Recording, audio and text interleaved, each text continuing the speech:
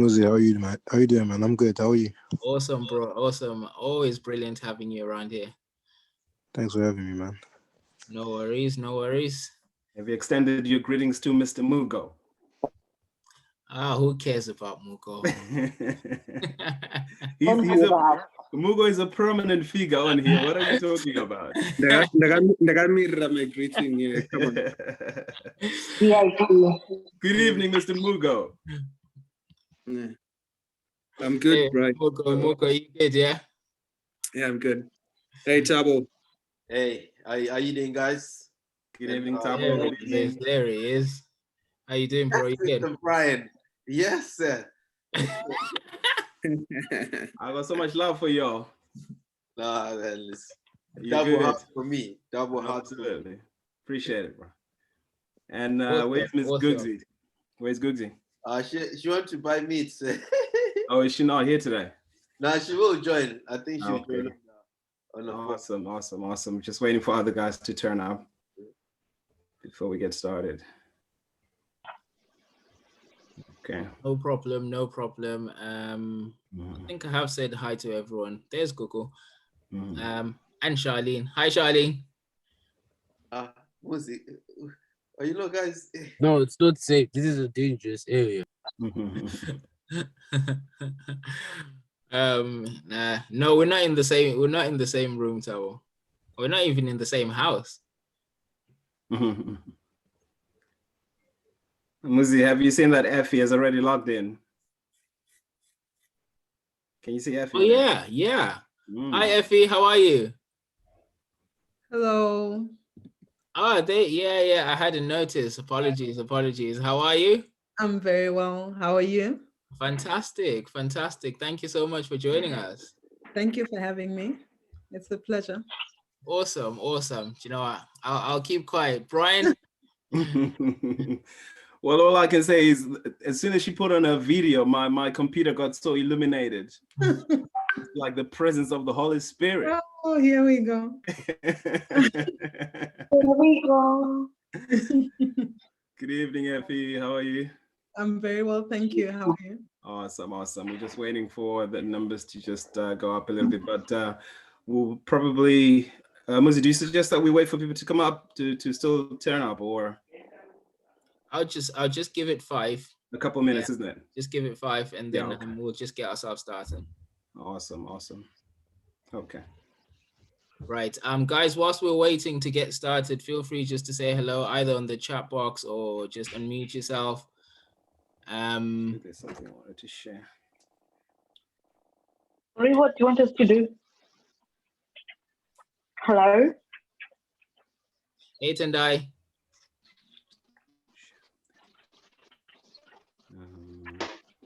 I can hear that. What she asked.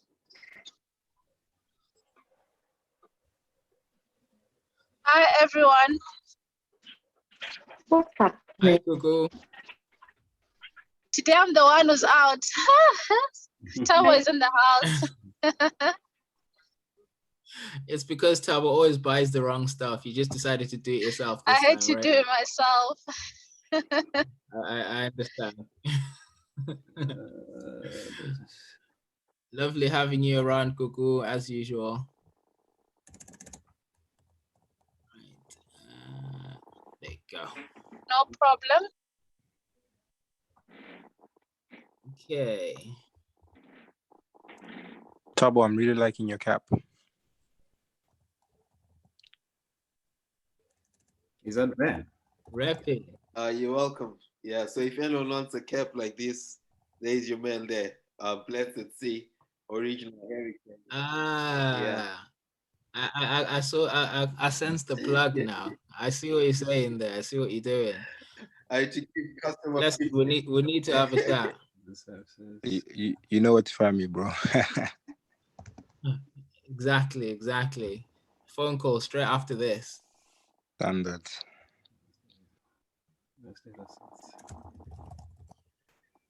Right, cool. Brian? Yes, sir. I think we're good. Right, okay. Thanks for that.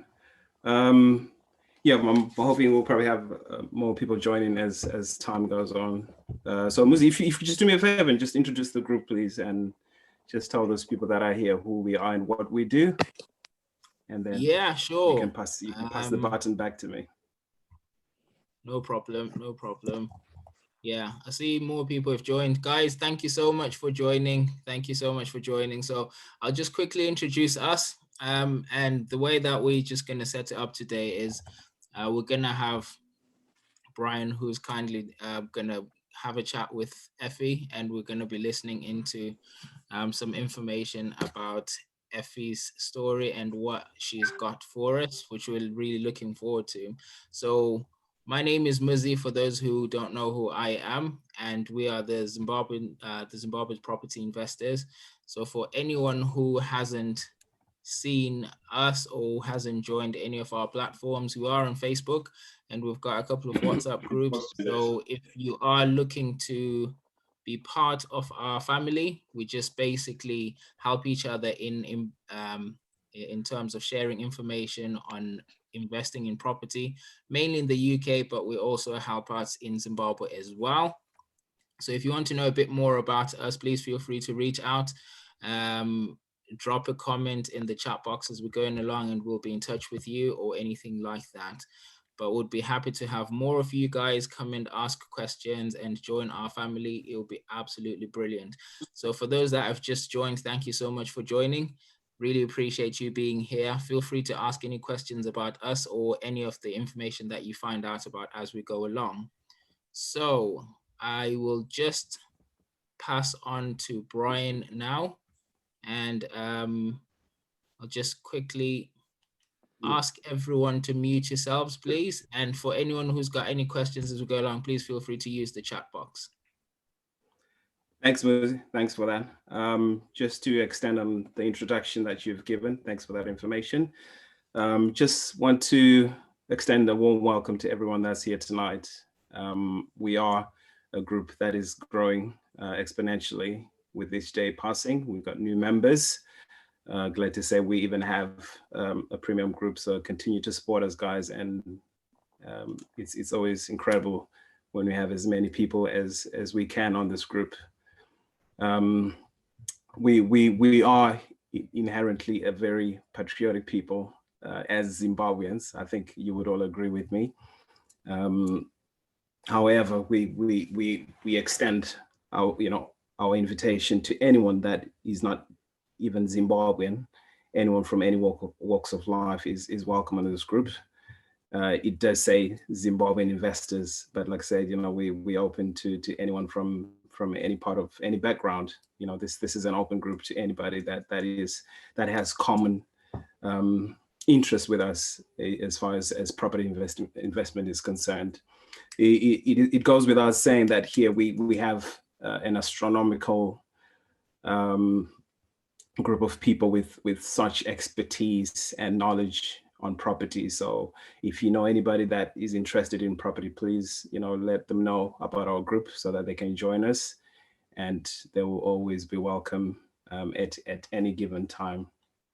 So before I go into to introduce our speaker today, I just want to touch on one issue which is of quite interest to many people. I think it does sound like a cliche, but it's potentially something that is common amongst ourselves. And what I wanted to talk about is success in a nutshell.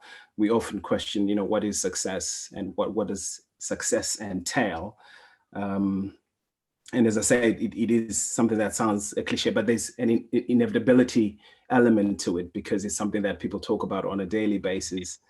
And what are the things that we do as a people to be successful? And I'll just point out on a few issues, on a few pointers that are common. So we find a lot of us, in the past, we have incepted in degrees, in postgraduate degrees, in master's degrees, in doctorates. And the whole point of that is we are trying to be successful individually and set our goals to achieve the things that we want in life. I'm a big fan, or rather, should I say, I'm a big proponent of the SMART. It's called the SMART objectives, which is an acronym, which you might have to Google to find out what it means, but it's certainly something that a lot of people in the business world use.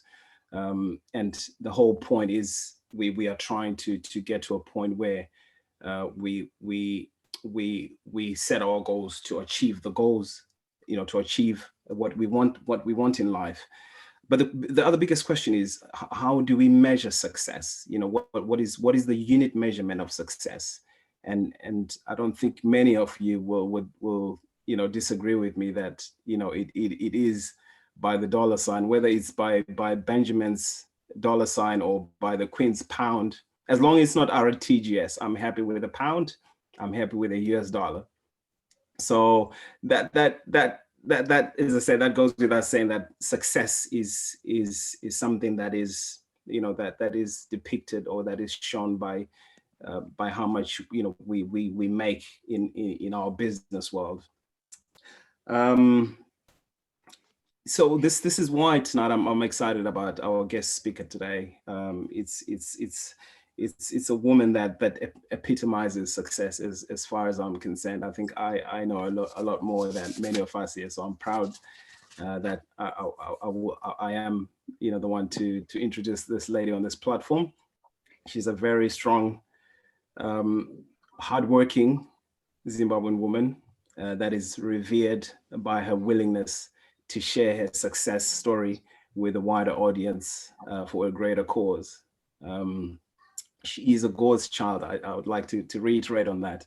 And I'm proud to call her a daughter of mine, who I often refer to as the Zimbabwean Oprah Winfrey. She's also the founder of the famous 7-figure female. I think I've sent on the group her page, so I'm sure many of you would have visited her page to see what she does.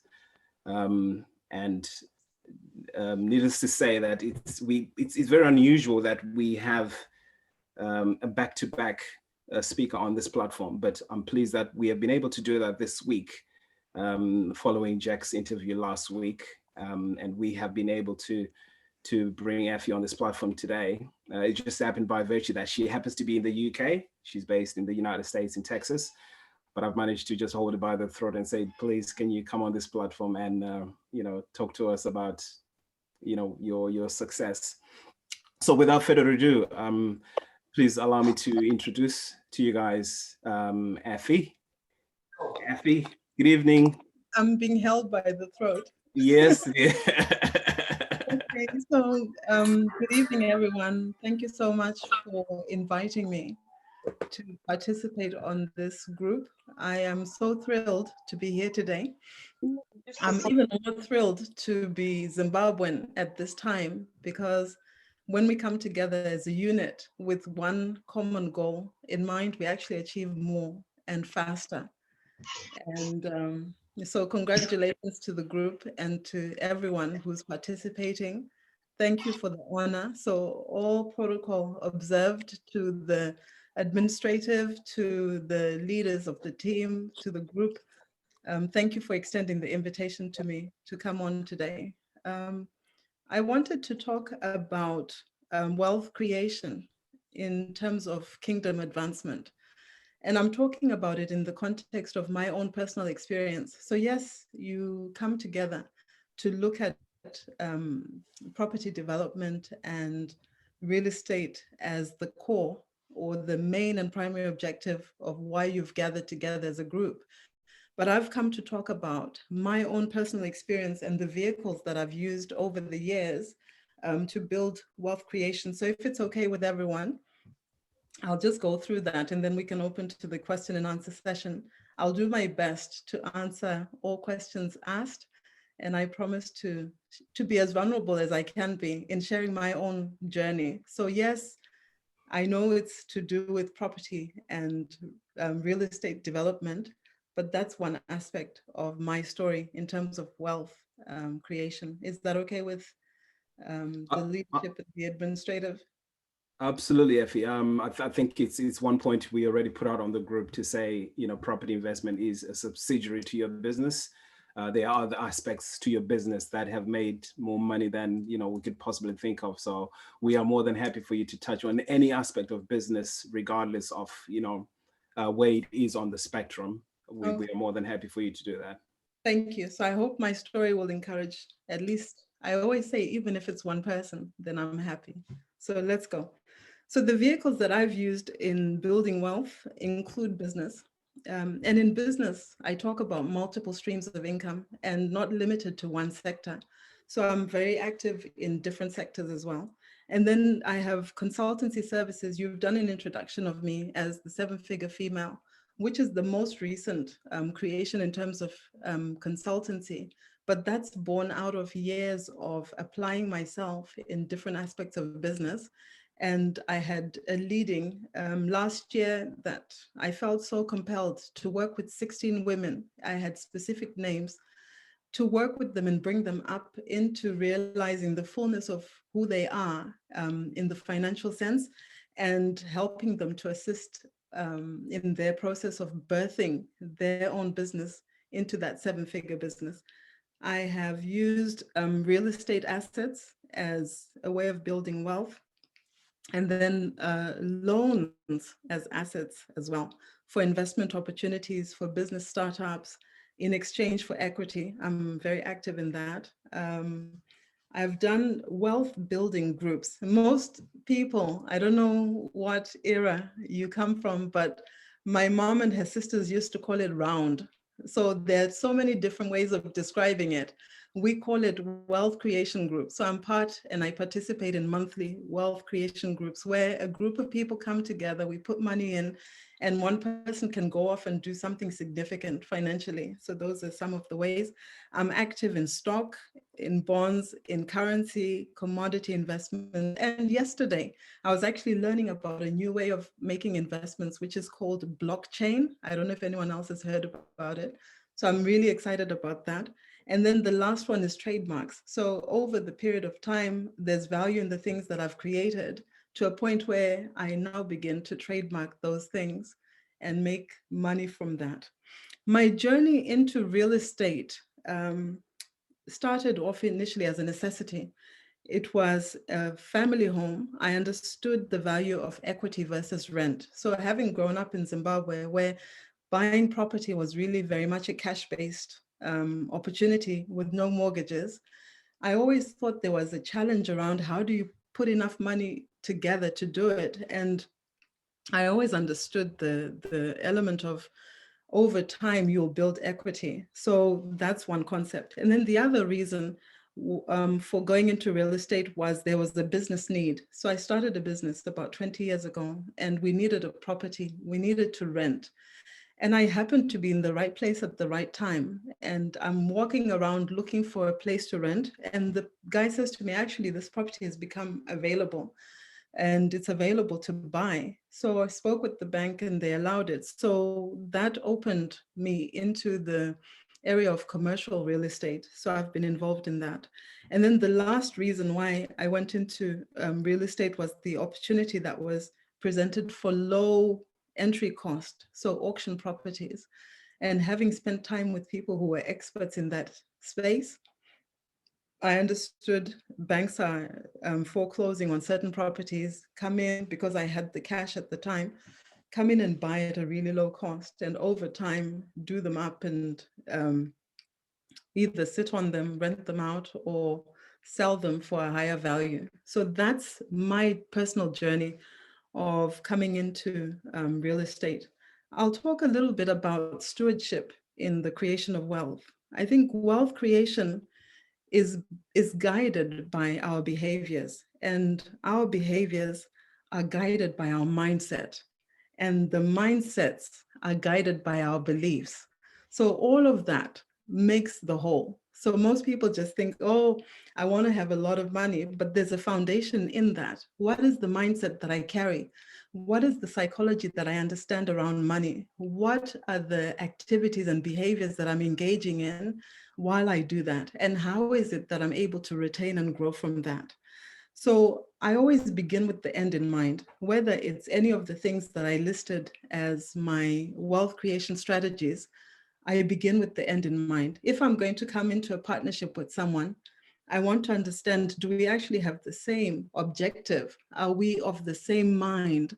When I define short-term or long-term, are we actually the same thing? And then once I've understood that, and we define that point of our financial freedom or whatever the goal we've set, then we put in place an implementation plan. So I set financial goals that are for the immediate term. And when I talk about immediate term, it's 3 to 6 months. The medium term, 6 to 18 months. And then the long term is anything after that. I understand the rules of the game. So anything that I'm getting into, I must understand the rules of the game. I have to know which part of participation I can come in on. Where I lack the expertise, then I partner up with someone who's an expert in that industry. Where I have the knowledge and the working capacity, then I look for a financier because they're investing in me financially because I have the skills and the ability to do it. Another thing that I've always understood is refining the gift. I'm open to learning from others. I don't think I know it all. I'm always learning, and every day I learn something new. And I'd rather be better off in part of a group where the whole is spread around 20 people who are each bringing something of greater value than me doing it by myself. And I can honestly say my attitude has changed over the years. I think initially when I started out in business, my attitude was always, oh, I want 100% of the whole thing. And I've realized over the years, no, there's actually greater that can be achieved as part of a group. I enjoy imparting to others, becoming part of a unit. And I'm really impressed by this group. Thank you for the opportunity to join in last week to listen to Jack. I learned a lot, even in that time. So there's value in sitting down afterwards and reflecting on the things that are shared. This is someone who's pouring out 20 plus years of his walk. So there's value in what he's saying. He's dug the trenches. He's got the signs to show. He's been beaten up by the economy. He's faced different types of crisis, and he has credibility in what he's saying. I talk about accountability 200%. When you go into any venture or anything, I think sometimes people overlook the aspect of owning a business in comparison to being an employee or a manager for another business, is that you're accountable 200% of the time. Most people want to take the glory, but they won't want to take it when the buck stops with them, when things go wrong. So I think extend yourself and have that grace when you work with others to remember you're all coming from a common place. You all have the same end objective in mind, and you're all rooting for the same. You want to win. Resilience is so key. There's so many daily pressures. I see that there's a representation of both men and women within this group. There's different responsibilities and demands that life will throw on us outside of anything else that we're trying to do. So it's having on your side, even if it's a family unit, having that understanding of whose role is what. Just because I'm the wife doesn't necessarily mean I'm the one who, having done all that, must be doing this, because that's how society or how culture has defined my role. So it's having that level of partnership, even within your own area. Most people talk about overnight success, and I can tell you overnight success may be put on a platform on a particular day, and yet it took 20 or so years of building up. But in saying that, I also say there's value. I think people don't actually understand the value that they have in what they bring to the table. So even if you were not the person who started the business, the fact that you have walked the walk and you're bringing value to the table, it's important to recognize that. I am someone who is faith-led in so many ways. There are decisions that I've made around a business opportunity, which to the average person might not make sense, but I base all my decisions on what the Word of God says. So I have to reflect on, is it lining up with what I know? I know for a fact that the Word of God says I have dominion, I have power, I have authority. So I'm bound to succeed. So anything that I embark on will be successful on the basis that I apply myself. So it's not just I'm going to start something and sit back and wait for it to go off. It's going to take off because I'm still doing my due diligence. I'm still applying myself. I'm still that person who puts myself 200% into whatever it is I'm doing. So I trust my instinct. I call it the inner voice, which is the leading of the Holy Spirit. That's for me. It might be something else for someone else. And I stay teachable. I will never shut anyone down that has something to offer in terms of a different way of doing things. I am team focused. I believe that everyone brings value. So I do that. My personal wealth strategy is simple. I have 3 ways of defining that. I have the immediate. So my immediate, as I said before, it's the 3 to 6 month emergency fund. If you're starting out, have that.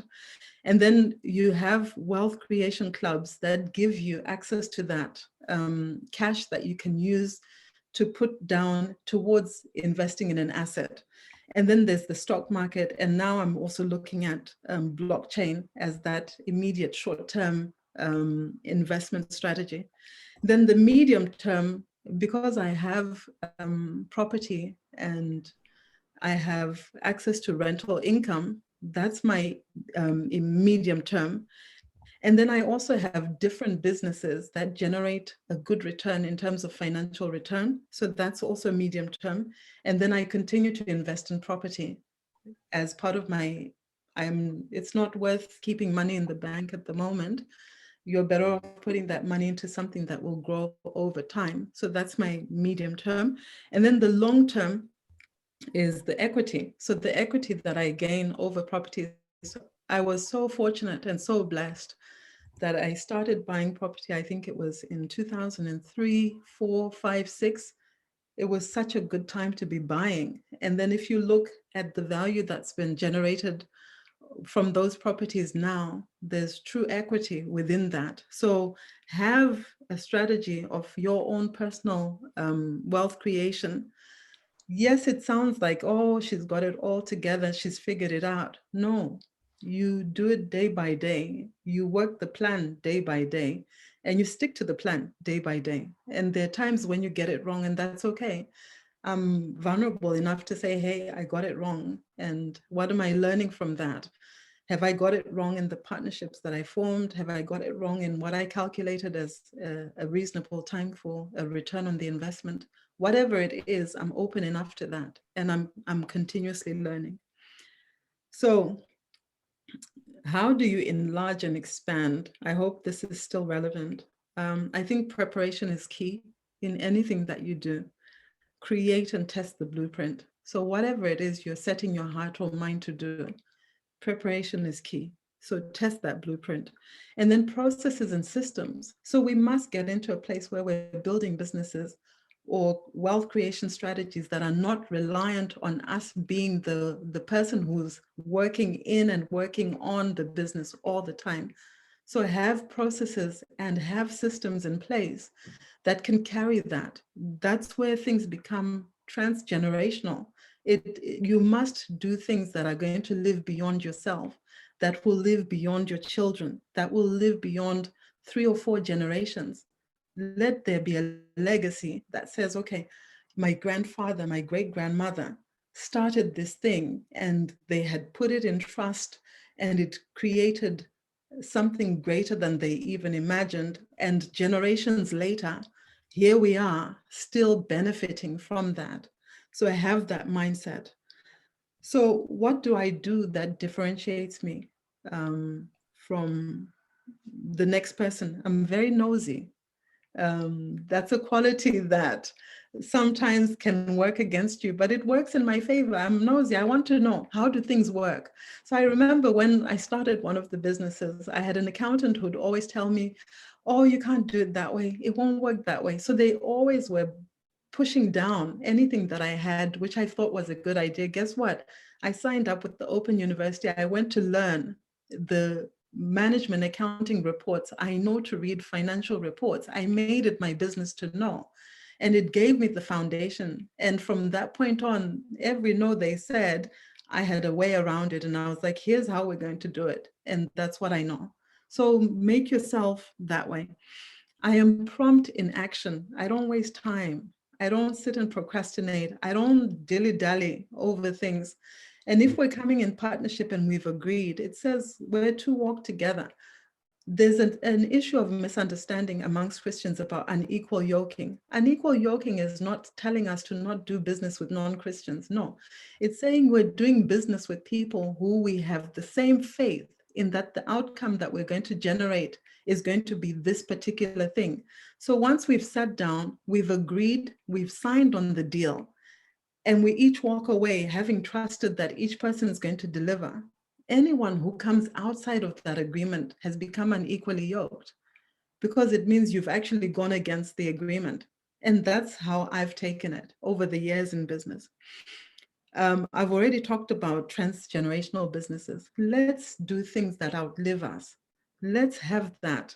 You hear of so many families whose great-grandparents left them this and left them that. Can we also be that for our children and their children too? My greatest assurance and confidence is in who I am and who backs me up, and that's God himself. So I am assured that whatever goes on, I'm going to be a winner. I am going to come out on top.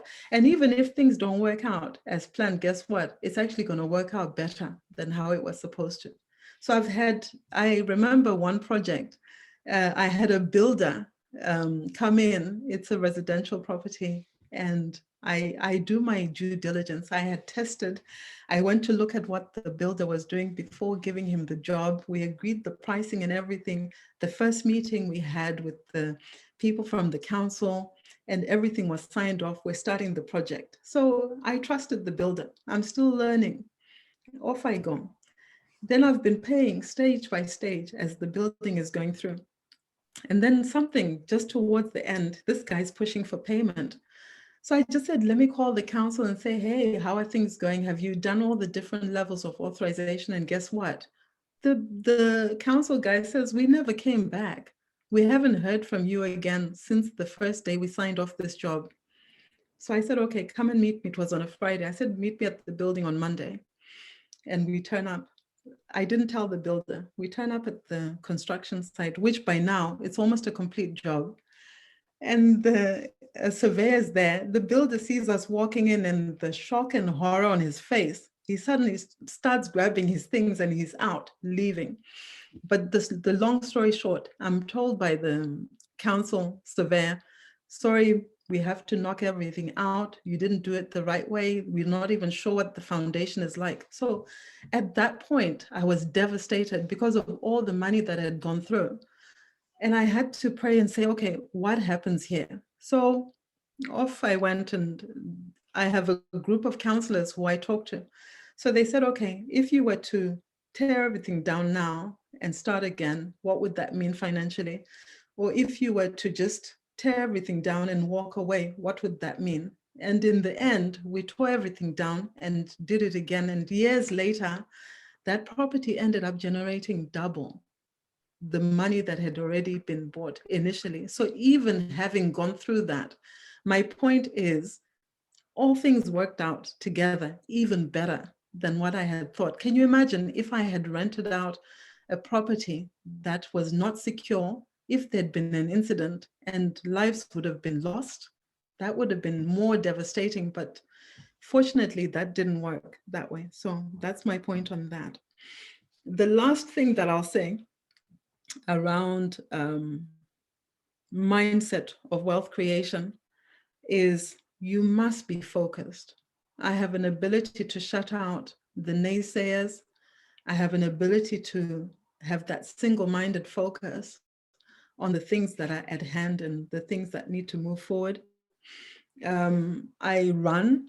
Now I run 5 miles a day for the health benefit, but also it's my time alone. It's my time away from the noise. And there are mornings that I don't want to run. I actually think, oh goodness, why do I need to do this? But I've understood and I've locked into that. So have that ability to acknowledge when you need to do that which is good for you. And then congratulate yourself. You'll hear me running to my song and I'll be like, 1 mile, well done. 2 miles, well done. So I think let's have that attitude of recognizing that, yes, the road might be steep, the going might get tough, but you're on the winning side. So whichever way, you'll do well. Milestones. I have milestones. I do vision boards at the start of each year. I'm a visual person. I want to have an idea of where I'm headed, and I'm a planner. So all of my things are lined up and planned well. So in a nutshell, it's a bit of a long nutshell. That's who I am. And that is my wealth creation strategy. Thank you so much, Effie. I know a lot of people would want to jump in and, pass their comments, and I'm having a lot of, waves and appreciation for your presentation. And I think that was quite profound information that's been shared there, guys. With that being said, I know you covered on a lot of topics, and probably each and every person that's on here would have something that they would have picked up and they would like you to probably elaborate more on. I remember retrospectively from last week, you put in a comment in the comment section regarding keeping your books in check, and also that to be done in an attempt to gain trust with investors and people that you work with. Would you like to touch a little bit more on that, so that we can probably get a better understanding as to what you were referring to when you type that? Okay, so what I was saying, I think in any situation, think of a courtship where two people are coming in relationship together. So the relationship of money or an investor is someone trusting you with their money to do whatever it is you're agreeing for them to do. And it's easier for a bank to trust you if you're a company that has been keeping up with filing your accounts, if you're attentive to your management reports, if you can demonstrate with your statements the different activities and how you participate, the process is much easier and it goes by swimmingly. So there's a level of trust. In the same way, when you come into partnership, for whatever reason, do the due diligence, check. If the people I'm going into partnership with, there should be disclosures and disclaimers to say, hey, I may have been wayward when I was younger in life, and these are the things that I did, but I can show you that I'm now transformed and this is who I am now. And I have people that can give references to verify who I am. So there has to be that way of establishing that not only are you competent to be trusted with the money, but that you're able to actually make that money grow. It's the same as, I love giving examples of the scripture. The story of the 5 talents. Boss, in the true sense, gives 3 employees some money and says, go off and invest. The first one goes off and doubles it. Great. Second one goes off and doubles it. It's a smaller amount, but they double it. Then the third one says, I went and hid it because I thought you were just a bad person anyway. I didn't want to grow your money.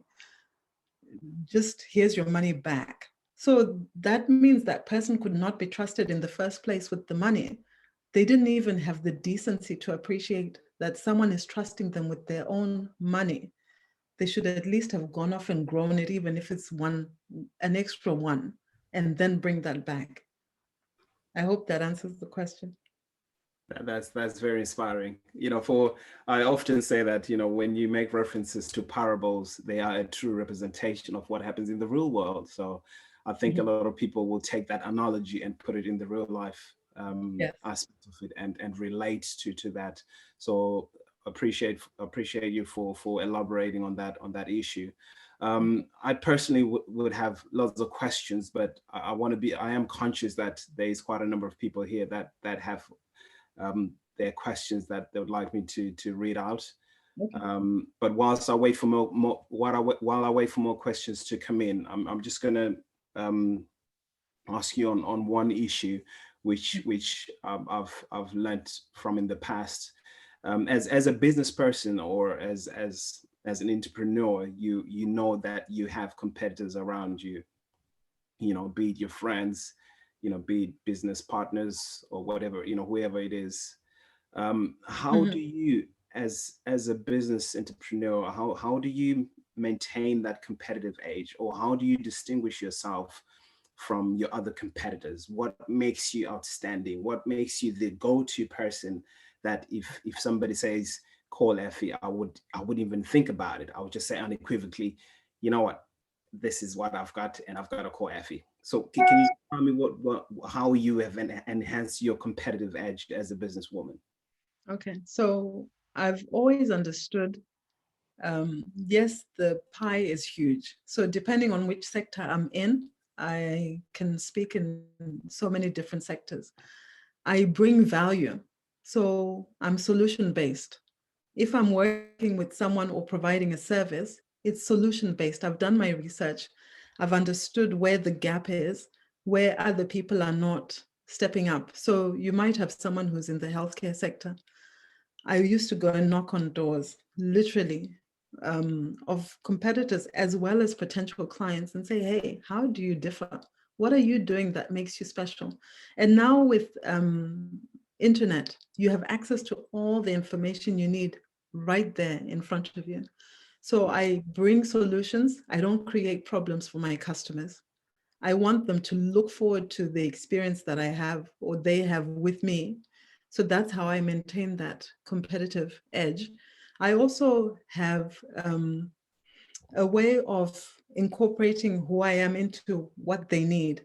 Most businesses are so quick to sell. I talk about me. I think sometimes just be quiet and listen to what they're saying before you offer a solution. Be reflective on what the needs are.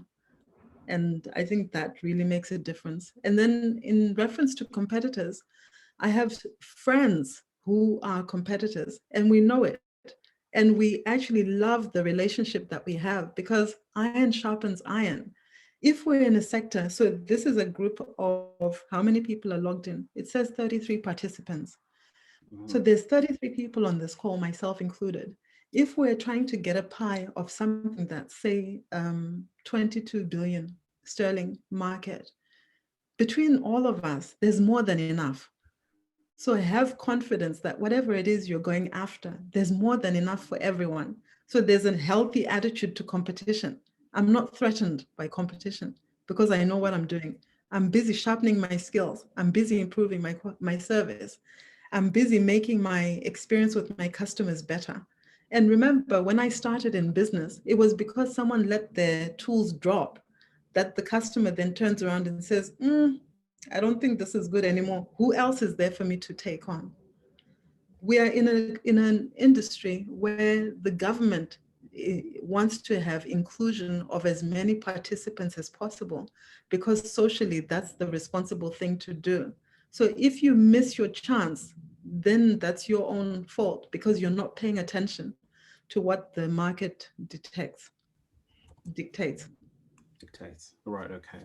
Yeah. That's interesting. That's really interesting. I think naturally you find that business people tend to ostracize themselves from competition by means of either trying to find a corner that they operate their business without any competitors, getting access to what they know and what they have available. So that's actually a good way to run a business. Try to amalgamate your business with other businesses around you and create that rapport. I think that's really interesting. That's really interesting. I'm going to try to be unselfish and try to ask the questions as they come in. There is one question, I believe it's from Chrissy. I'm not sure if this is your expertise, Effie, but I'm going to ask this question. It says, how is it, actually, no, this is from Tawa, I beg your pardon. It says, how important is mentorship and education in the field which you want to venture in or which you have ventured in, i.e. real estate, stock markets, and crypto? Mentorship is the most important, or rather one of the most important. I can tell you with coming into the real estate market, I actually I look for people who are experts in industry.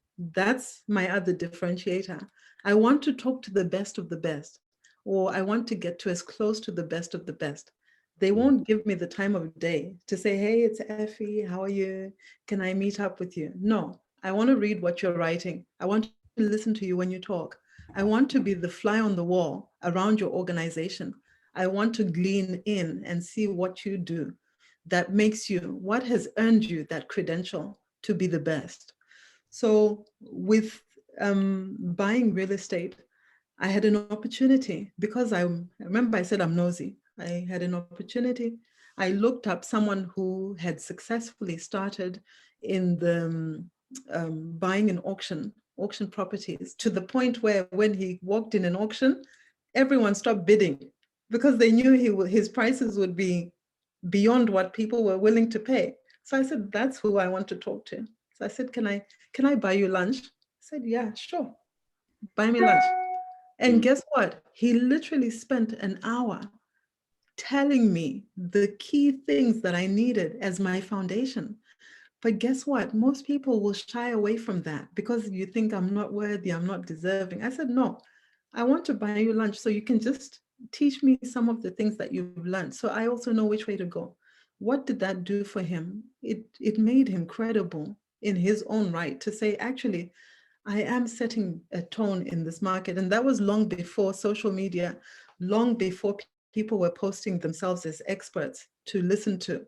So take that step to go out and build mentors. I have mentors in every area. I have mentors in business. I have mentors in fitness.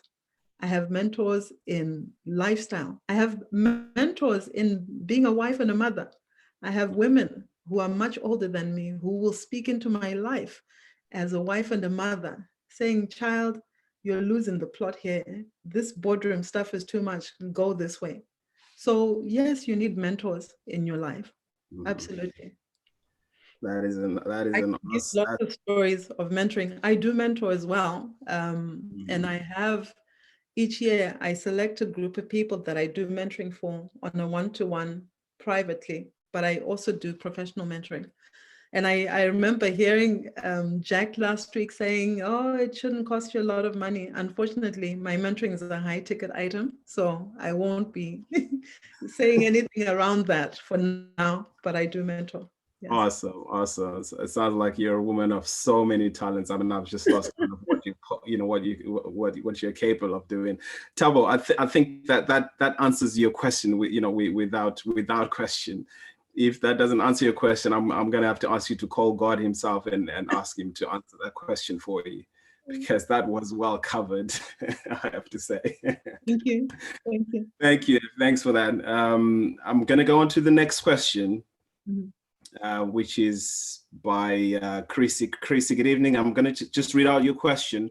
If anyone wants to come on and ask their question, please feel free to speak directly to Effie. I'm not confining this one-to-one talk with her. You're open to come onto the video or even just on the audio and ask your question. So Chrissy, your question was, she says, hi, Effie. Currently, I'm struggling to pass agent's reference. Any advice that you could give me if I don't have a guarantor? Okay, so explain what type of reference is it? I've recently started my property business and trying to get properties on. It's been quite difficult. My company is not any income. And the second option it's giving me is to get a guarantor. Okay. So how do I get past that? So you're trying to buy property, but rent to rent and SA. Okay, so you're trying to rent an investment property Yeah. and you're not able to get the guarantor? No. Can I ask, is there any reason why you haven't been able to get a guarantor? I've just recently started asking people. It's something that they're not really did in the past. Like I've spoken to one or two people. Mhm. And those So two you people. said the key thing, you've only spoken to one or two people. Yeah. When you speak to 100 people, one person will help you. Yeah. Yeah. So you need to keep knocking on those doors. I remember when I was trying to break into a specific industry, I would literally go and knock on people's doors. I know now with COVID, you can't physically do that, but telephone, email, and to the point where the guy said, you know what? I'm tired of hearing Effie's on the phone. Effie's on the phone.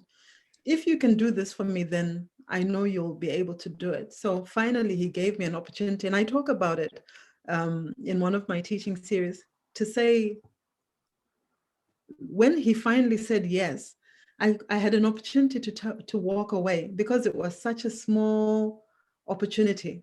It was to provide care for someone who needed swimming support. And for me as a business, I thought, okay, if I'm sending a carer to go and do swimming, there's a health and safety issue there. So I told the guy, okay, I'll send you 2 carers. I'm only charging you for 1. And in that charging for 1, he said, oh, you'll do that for me? I said, yeah, sure, I'll do that because I want safety for the person we're supporting and safety for my staff because it was someone with some health challenges. And he said, sure. And guess what? 18 months later, that contract became 1 point something million. 18 months later. But I had an opportunity to say no. Why do you want me to come and provide swimming for what, an hour? Then what? So I think the attitude, Chrissy, if it helps, is you know what you're trying to achieve. You know how important it is for you to do it. Asking 2 people doesn't cut it. The percentage is too low. So increase the number of people that you're reaching out to. But I also can tell you this, whoever you reach out to, they want to be assured that there's credibility in you representing them. So when I offer myself as a guarantor to you, I need some references to make sure that I can trust my word. I was saying to my daughter earlier today, we're having a building project being done in one of the properties. And in that building project, the guys who are coming to do the work, because it's her first building project, my daughter is young, so it's her first building project, and I can see the builders are trying to take advantage of a young lady. And so they're coming when they want to, they'll leave when they want to. They're not really being attentive. So I said to my daughter, if I had referred anyone to this group of builders, I would have actually called those people to say, I'm withdrawing my reference because these guys haven't lived up to that expectation. So if you're looking for guarantors, be a person of good standing so that your credibility motivates me to be your guarantor. So don't have what are they called? Don't have a character that makes someone concerned to say, Ish, if I let this person use my information, what's going to happen really? I hope that makes sense. Yeah, it does make a lot of sense. So knock on more doors. Okay. Exactly, Chris. Very much.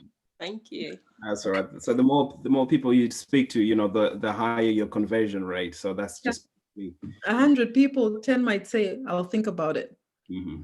But if you're saying I don't have a network of 100 people, then find someone who will help you find that network, someone who knows you well enough, your church community, social teams, even this group. You know enough people amongst yourselves. The point of being part of a group is to help to uplift each other. It's to enable each other to get to that next level. So there has to be a benefit that comes from that. Thank you so much. You're welcome. Thank you. Thank you for that one, Effie. Thank you. Try to jump on to the next question, just to be time of the time. This is, unfortunately, this question is from an unknown person. They haven't got their name on here. So I'm just going to read out the question as it is. It says, thanks, Effie, great talk. Could you please share about your allies and the power of networking in becoming successful? Okay. So when you ask about my allies, explain that, please.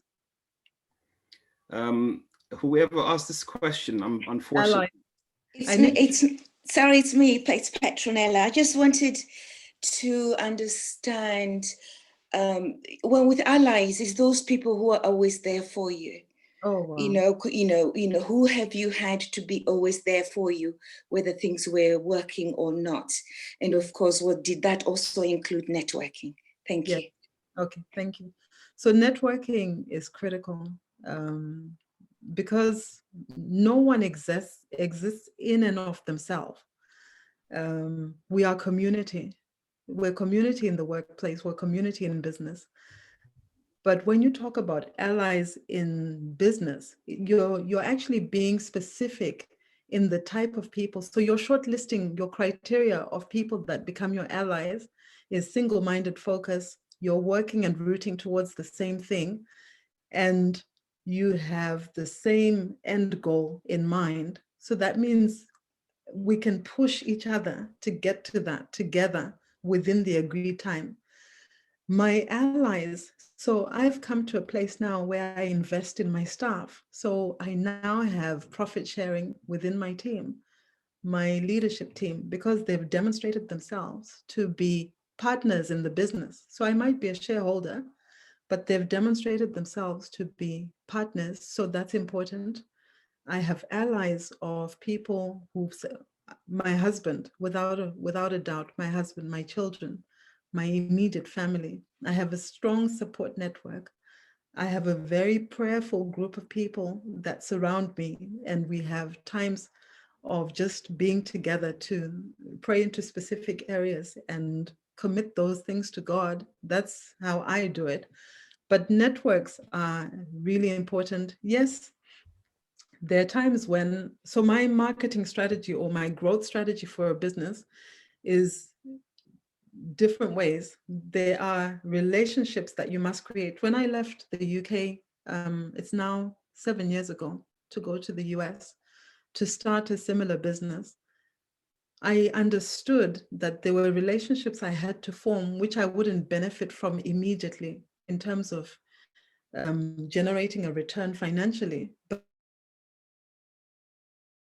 But those relationships have come into maturity now, 7 years in, and they're genuine, sincere relationships. So I'm not just making it up. These are people who are critical and fundamental to the services I'm providing. So yes, allies are very important.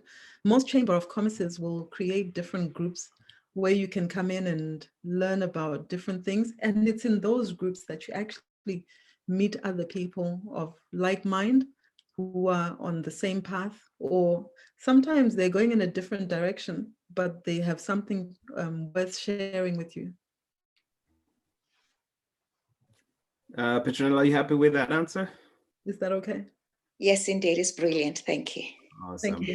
Thanks for that, Effie.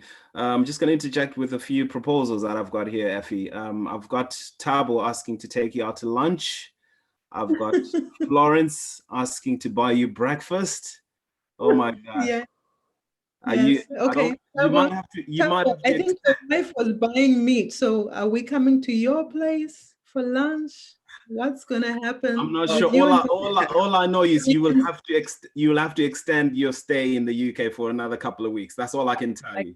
No, I will graciously accept. Yes, the two offers that have been made, I will make myself available for a talk outside of this as just an initial. Let's see where that goes. I'll be glad to do that.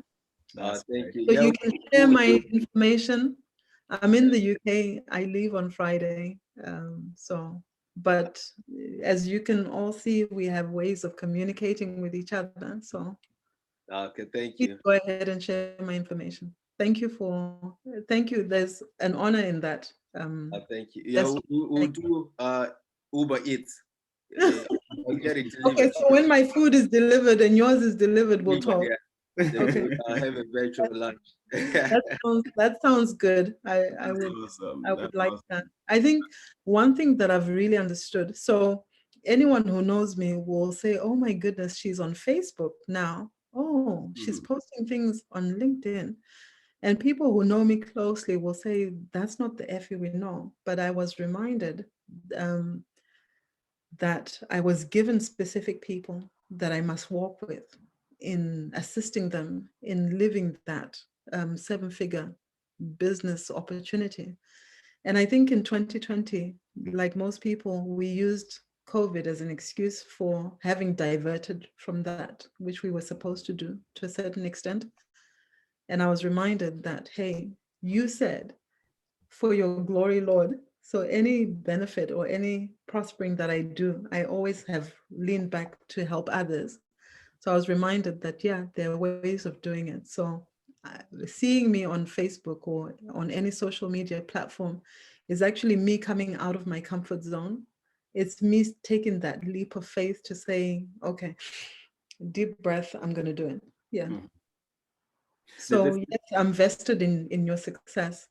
Absolutely. This is why I initially mentioned the word humble, because I know you from many years ago, and is that willingness that you had to want to reach out to the community, just not just to share your success, but to influence other entrepreneurs on how to make it in life and how to make money, as it were. So I think personally I do recognize that as something that is quite unique and something that that deserves a lot of great applaud. So thank you for that, Effie. I still got questions coming in. I see V, you've got quite a few questions here. The question that goes next is, what's your view on interest only loans? I noted you mentioned at the start that you increased equity on your first few properties. And I'll just read the second question again. And the other question is mentorship. How can one find out more? So about consolidate that in one answer. Okay, so the buy-to-let properties, as most of some of you will actually have more working knowledge than I do. So my decision to go into property investment is not that it's my core business, but it's the channel that I use to not have money just sitting in the bank. I'd rather put that money into property and let it gain value over time. So I'm not as pressured in my decisions of what to buy, when to buy. I have the luxury of being observant for longer and then really making a decision. And I shared with Brian my strategy for 2021 on real estate development. And I'm making a lot of strides in that. So in the US at the moment, interest rates are so low, you're better off putting money into property than you are keeping it in the bank. And I think it's becoming the same here as well, where it's actually going to be losses on savings accounts rather than gaining interest on savings. So what else do you do? I've always known the 4 things that you are assured of is accommodation, health, education, so housing, health, education, and food. So you can't go wrong in those areas. So I hope that answers the first part, that look for the best deal available. Interest rates are favorable at the moment in the markets that I'm interested in the markets that I buy property. And I am looking to buy property at the moment. We've actually started buying land as well. So we're buying agricultural land in the US. Because there are areas that are being developed not far from where we live. So there's opportunities to do that. And then the question of mentoring. So I have a formal platform for mentoring, and it's called the 7-Figure Female. And you can access that through, again, the administrators for this group, or you can access it through LinkedIn or through Facebook. So I do have a formal mentoring where I'm working with women who either are starting up in business or they are developing an existing business. And I share my processes, the systems that I've used to get to that. I'm currently in so many businesses at the moment. I'm in the healthcare, so predominantly healthcare sector in the UK and the US. But I'm also in the energy sector, believe it or not. So healthcare, energy. We have an opportunity to find investors and introduce them to being part of a solution in emerging markets in Africa. So we're involved in so many things. We're launching with a mobile company in West Africa. We've been given a contract, or we're in the process of signing a contract in that. Remember, one of the first things I said is multiple streams of income. So if there's anything that I leave anyone with today, is what are you doing in your quest to activate multiple streams of income in the short, immediate term, short term, medium term, long term? All right, thanks for that, Effie. V, I've just shared Effie's page on the group, so you can access that and have a look at the 7-figure female page, which does Great, thank you. inspire women. I was a little jealous when I saw it at first. I thought she's only inspiring women. What about us men? We want to make money as well. What's really funny is I've had men responding as well, saying, "Oh, my wife or someone was watching this and this was useful in this way." So one of the things that I'm doing is with the 7-figure female, I'm actually taking myself through. So I'm the first person who signed up on a business that we're starting, which is in the skincare line. So we're manufacturing a skincare line, which is shea butter. My husband's from Ghana.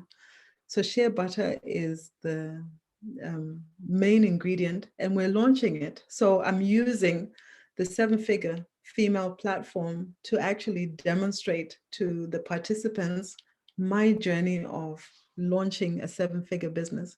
The difference, though, is I'm not going to wait for many, many years for that to get to 7 figures.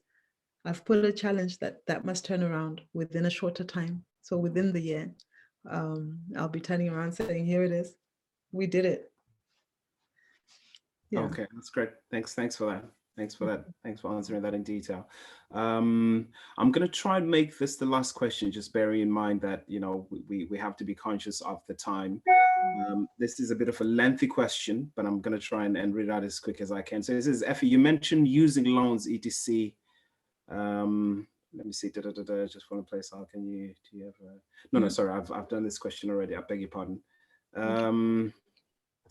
Right. Is there any more questions? I mean, is any other person that has a question that I haven't read, because I'm just inundated with messages coming through here. So I'm just wondering if is there any person that has D had a question. Like to AR, please.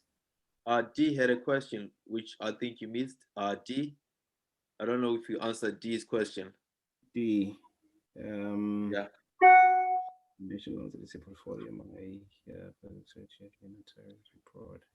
Right. Okay.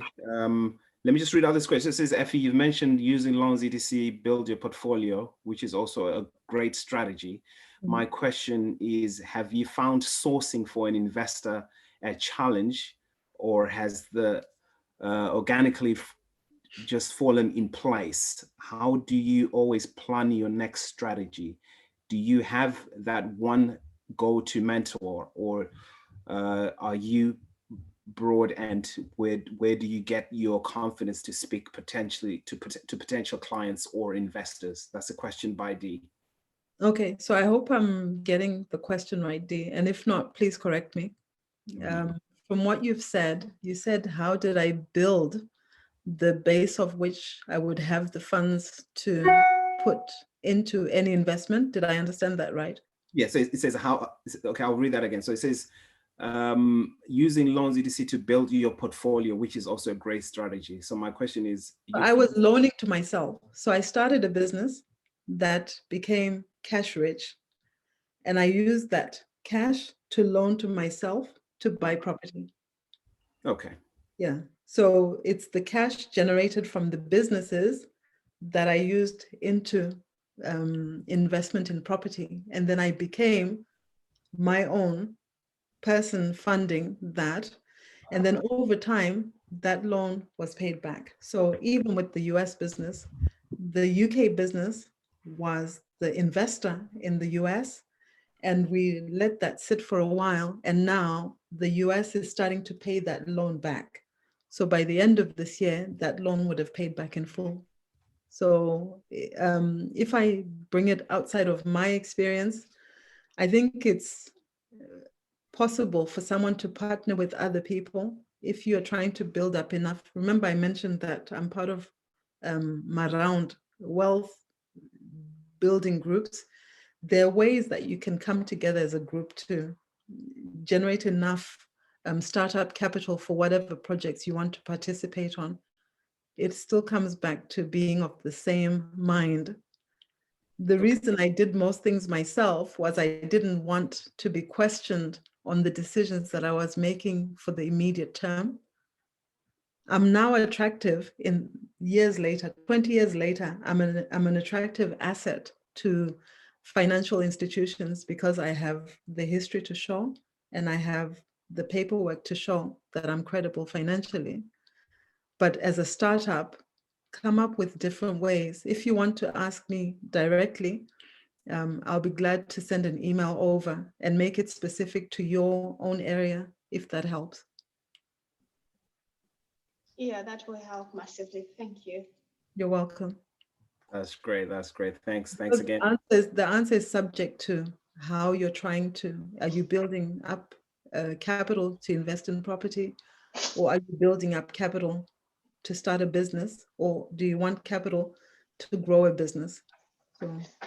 So yeah, so I have already started. I've just bought my first property and I completed this past Friday. Okay, well, from my own funds that I had raised and saved up. So, but going forward, I am just thinking, I want to continuously generate a cash flow that will continuously help me to expand my portfolio per se. Okay. But it's not like I don't know how to move forward. I know how to move forward because I have the sort of like not the practical knowledge, but the theoretical knowledge. But it's just the approach of how then do I pitch myself to maybe like a potential investor, if, for example, to say I need so much to put down towards Yes. this, because the property that I just bought, obviously I'll have to go and do some work on it, and for it to start generating cash flow, it will take some time. Okay. While it's doing that, how do I then, I know how to move on, but it's just how do I approach the moving on?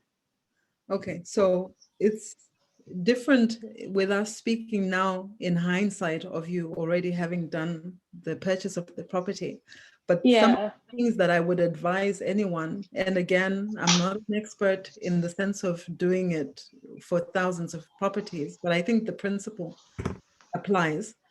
So my advice would have been, whatever offer you put into a property, allow to have enough in the negotiation funds for fixing up to rent so that you immediately can generate a rental income from that property to the extent that you're then able to set aside for the next project. I think the danger with most people, or how I used to do it before, I used to buy property emotionally. I would be like, oh, this is the location I'd love. I saw myself living in the house.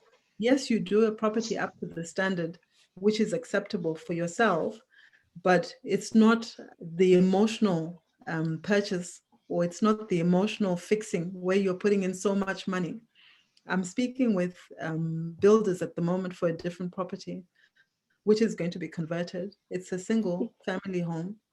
And it's going to be converted into 2 flats, a 3-bedroom flat and a 2-bedroom flat with the loft conversion. And my motivation is I want to have enough income coming because the area has changed significantly over the years. So I know that the asset has grown in value, but I'm not going to be careless and spend every penny of what equity has been created in that property in the fixing it up. I think sometimes we don't shop around enough to get the most competitive. And also use experts. This is your first property, so do your research and find out with builders. Check it out with other people before you just say yes to everything that someone's giving you. So I still go for at least 5 different quotes. Give me a detailed breakdown of what you're going to do and what I'm going to get out of it. and then I can the return on the investment.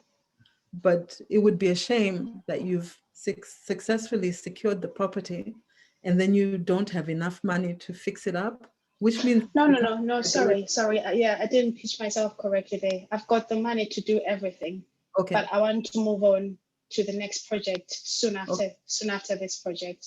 So if your project has been structured well, you should be immediately generating rental income over and above your mortgage payments to allow you to set aside the next. And then the equity, again, depending on how you've purchased that property, hopefully there'll be enough equity in there so that you can go to whoever's lending you for the next property to demonstrate that you have a model that works, or you have a blueprint that you're creating that works. That would give me assurance to say, yeah, I actually want to come in with you. I'm going to bring in some capital and let's see what we can do with another property. Okay. Yeah. Yeah, understood. Thank you. You're welcome. But I still want to sort of like chat to you anyway. Yeah. No problem. Right. Thanks, Dee, for that. That's the next issue I was going to go to. So Effie, we could be here for the rest of the evening. I know people have lots of questions. So if you could, so much. Yeah, if you could just briefly tell us where people can find you for the purpose of references, or if they have any further questions, just tell us where people can find you on what platforms, etc., etc. Okay, so the best one for me is email. I'm trying to see if you've put my email down. It's effie@evermayuk.com. That's my consulting email. Okay, I think Muzi is just typing that in the group. Thanks, Muzi. Can you just repeat that again, Effie? Sorry. So it's Effie, which is EFFIE, at evermayuk.com. So that's where I'll respond to emails. And I always say, I do my best to come back to you immediately. I might come, depending on the extent to which you've sent whatever information, I'm usually good to respond immediately, or I'll come back within the shortest time frame. Awesome, thank you. And Thank I'm you. also good enough to say, hey, this is outside of my knowledge. And if I know someone else who knows, I'll pass you on. And then I always look forward to feedback. Absolutely, absolutely. And I take it your Facebook page, as we already know, which is presumably the only 7-figure female on all platforms, so it's easy to find. Anyone can find it. There's only one opera in Zimbabwe, and that is the one you're looking for. So thank you guys, appreciate it. You guys have been generous. Thank you so much. I appreciate you. You're welcome. Before you go, Effie, I'm just going to say a few words. Before we close up this meeting, we're going to send out a new link to all the premium members, because we're going to resume our meeting with the rest of the premium members. At this moment in time, I just want to pass my gratitude on behalf of the group for your presence. Effie, I have to say we have been graced by the presence of a very successful person. So thank you so much. And we are aware that you're going to be traveling next week. So safe journey to you. And we really appreciate your presence. Thank you so much. And I'm sure you will have people contacting you in the next couple of days. You probably have Facebook invitations, bombarding your page as well. So thank you so much for coming in today. I have to correct myself. I didn't really hold you by the throat. You said you could be here for as long as you want. So we appreciate your patience. Thank you so much. No, I've really enjoyed the time with you all. I just pray for success. One of the responsibilities that I take very seriously is the people that I engage with in business and in consulting. I purposely pray for their success, because I think we have a mandate to be successful. So I pray for all of you to be successful in whatever your endeavors are, that may you live fully, may you experience fully that which you're supposed to do, and just enjoy 2021. Thank you so much. I see a lot of gratitude, a lot of messages saying thank you, Effie, thank you, thank you, thank you. I mean, there's a dozen of them already in the messages, in the text message. So thank you so much. Really Thank you. Appreciate you. I'm just going to pass it over now to Muzi, and then Muzi, if you could just unmute yourself. Thank you. Thank you. Bye-bye, everyone. Thank you, Effie. Thank you so much, dear. Awesome. Thanks, guys. Thanks, guys. Much appreciated. As Brian said, we're just going to shift it over. and continue the meeting with the premium members. Really appreciate all the guys that have joined today. Thank you so much for being part of this call. And for anyone who's not in the Zim group just yet, please check on the chat group. We've sent a link and a phone number to contact if you're looking to join us. And again, massive thank you to all the guys that have joined. Thank you so much, Effie. That was absolutely amazing. Awesome for that. So we're just going to call off the meeting now. And for anyone who's looking to get in touch, please use the contact details on the chat group. Thank you very much, guys. Have a lovely evening. Yes. Thanks, Yes, thank you, Mazzy. guys. Thanks, Thank you so Brian. much. Thank you. Thank you. Thank you. Take care. Bye. Yes, thank you, Brian. Well done, man. That was a great Okay, interview. guys. That was Nice one. That was a great interview. Good questions, and the way you facilitated the meeting, man. That was 10 out of 10, man. You've been doing this for 100 years. It's it's the first one, so it's it's a little bit Nah, tense that one, was but good.